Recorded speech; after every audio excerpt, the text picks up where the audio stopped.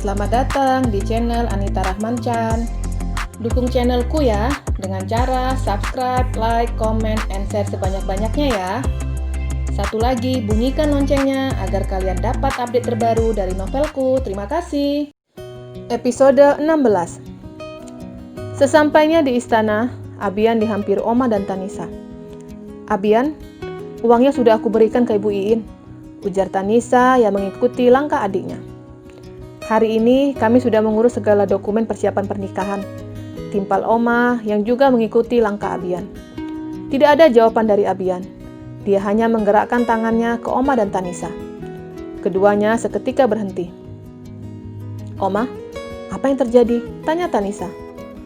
Oma juga nggak tahu. Mata Aneska sembab. "Pasti mereka bertengkar," sahut Oma. Nyonya Rona mendengar percakapan antara anaknya dan maminya. Dia sangat antusias untuk mendengar cerita sebenarnya. Wanita parubaya itu pergi ke kamarnya. "Sepertinya aku harus mencari tahu dari Vania. Hanya dia yang bisa aku andalkan," gumamnya segera menghubungi wanita itu. Panggilan terhubung. "Vania, apa kamu tahu apa yang terjadi antara Abian dan Aneska?" tanyanya dari ujung ponsel. "Tante tahu. Abian tadi ingin mencelakaiku," sahutnya dengan suara yang berat karena baru saja menangis. "Kenapa, Vania?" "Abian sangat mencintai kamu," Nyonya Rona bingung. "Aku mengatakan yang sebenarnya ke Aneska tentang hubunganku dan Abian dulu. Semua aku berikan untuk Abian, tapi Abian marah kepadaku." Vania kembali menangis. "Maksud kamu apa?" tanya Nyonya Rona masih bingung. "Perawanku hilang, semua karena Abian," sahut Vania dengan nada tinggi. "Apa?" Nyonya Rona tidak pernah menyangka jika hubungan anaknya sangat jauh. Tapi dia senang karena ada senjata untuk menyingkirkan Aneska. "Tenang, Vania. Tante akan mengatakan ini ke Abian." "Apa yang kamu inginkan?" tanya Nyonya Rona. "Aku ingin jadi istri sah Abian." "Baik. Tante akan mengatakan ke Abian besok," sahutnya semangat. "Waktu Tante hanya 3 hari. Jika dalam 3 hari tidak ada jawaban baik untukku, siapkan pertempuran dariku." Vania menutup panggilan secara sepihak. Mendengar ucapan Vania membuat Nyonya Rona menelan salivanya. Ada rasa takut ketika Vania memberikan ancaman. "Pokoknya, Abian harus jadi dengan Vania," gumam Nyonya Rona. Di kamar, Aneska memilih tidur di sofa. Dia tidak ingin satu kasur dengan suaminya. "Sayang, jangan seperti ini. Maafkan aku karena telah berkata tidak jujur. Aku hanya ingin melupakan semuanya," ujar Abian yang duduk di bawah dekat sofa tempat Aneska berbaring. Aneska menutup matanya dengan selimut, dan Abian menarik selimut itu. "Aku sudah memecat Vania, jadi aku mohon maafkan aku," ujar Abian lagi. Aneska masih tidak mengeluarkan sepatah kata pun. "Sayang, mau kamu apa?" tanya Abian yang tidak betah jika istrinya mendiaminya. "Ceraikan aku." "Apa?" "Tidak. Sampai kapanpun aku tidak akan menceraikan kamu. Aku ingat cinta dan janji kita. Dia masa laluku. Jangan hukum aku seperti ini," Abian terus memohon ke istrinya. "Kamu tahu, ketika mendengar perkataan itu dari Vania, aku seperti orang bodoh. Aku tidak bisa berkata-kata. Sakit rasanya." Aneska kembali meneteskan air matanya. "Maafkan aku, sayang. Aku tidak akan mengulangi hal ini lagi. Please, jangan menangis. Aku nggak bisa melihat kamu menangis, apalagi karena perbuatanku." Abian ikut menangis. Dia tidak sanggup jika harus berpisah dengan istrinya. Membuat istrinya menangis sama saja menyakiti. "Tidurlah, biarkan aku menenangkan pikiranku," ujar Aneska yang tidak tega melihat keadaan suaminya. "Aku akan tidur di sini," sahut Abian. Akhirnya Aneska terlelap. Rasa sakit di dadanya dan rasa letih membuatnya terlelap dengan cepat.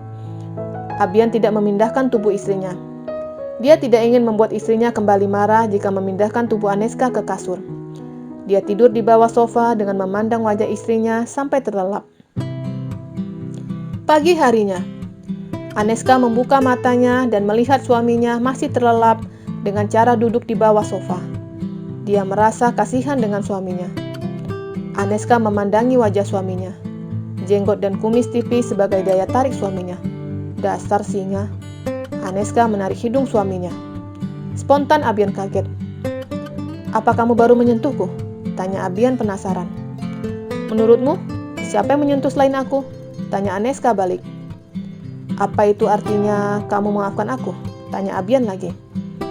Aneska mengerutkan dahinya, seraya tersenyum dan merentangkan tangannya. Abian senang, dia memeluk istrinya dan mencium bibir istrinya. Makasih sayang, ujar Abian senang. Iya cukup, Aneska mendorong suaminya.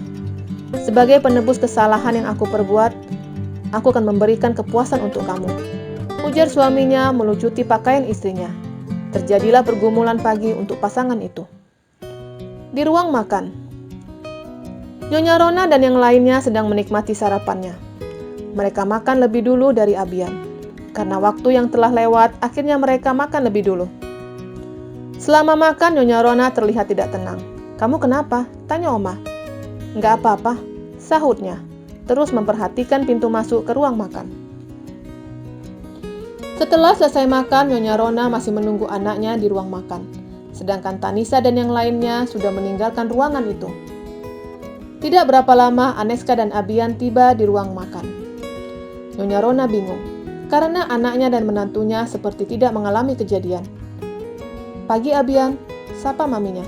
Pagi, sapanya menarik kursi makan untuk istrinya. Abian dan Aneska mulai menikmati makanannya. Abian melirik ke maminya. Dia tahu jika maminya ingin mengatakan sesuatu kepadanya.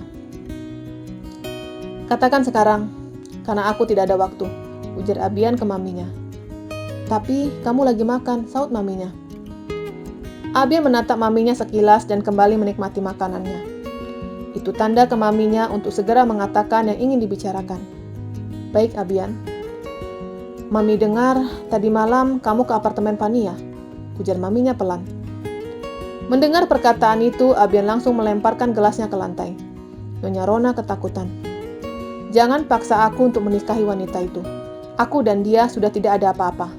Kalau Mami masih berani mengungkit ataupun membicarakan wanita itu, Mami akan aku hukum, ujar Abian tegas. Tapi Abian, Mami? Abian berujar dengan intonasi tinggi. Abian, kamu yang telah mengambil mahkotanya, itu tidak baik nak, ujar maminya kekeh. Terus, aku harus menikahinya? Abian menatap tajam ke maminya. Aneska tidak mau terlibat dengan pertengkaran ibu dan anak itu. Abian, kasihan dia. Siapa yang mau menerima perempuan yang tidak suci, ujar maminya. Mami, kenapa Mami sekarang memaksaku untuk menikah dengannya? Apapun rencana Mami, lupakan. Aku tidak akan pernah menikahinya. Bilang kepadanya, siang ini uang 10 miliar akan aku kirim. Itu pertanggungjawabanku. Ujar Abian segera berlalu dengan menggenggam tangan istrinya agar ikut dengannya. Abian, itu penghinaan buat Fania. Setelah kamu rebut mahkotanya, kamu bayar dia dengan 10 miliar, ujar maminya. Abian membalikkan badannya. Jangan mendengar secara sepihak. Aku tidak pernah memintanya. Tapi dia menyerahkan kepadaku dengan alasan sebagai bukti cinta, les Abian. Tapi kamu menikmatinya. Ucapan maminya membuat Abian marah. Ya, aku menikmatinya. Tidak ada macan menolak bangkai. Mami harus tahu.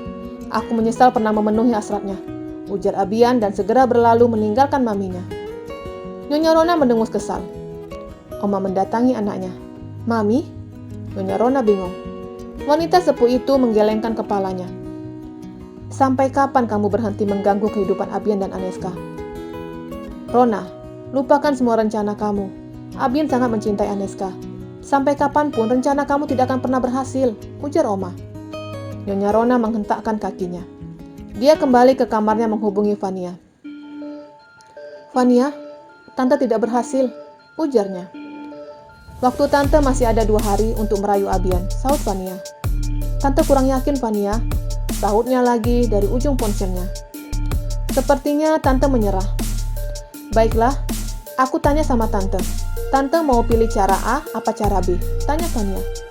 Maksud kamu apa? Nyonya Rona bingung. Aku sudah mengatakan ke Tante akan memberikan pertempuran dariku. Sekarang aku berikan ke Tante untuk memilih.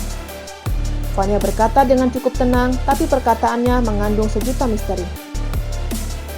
Tante tidak mau memilih, sahutnya menolak.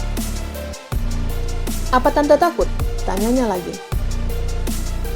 Tante tidak takut, tapi jelaskan dulu apa maksud dari A dan B.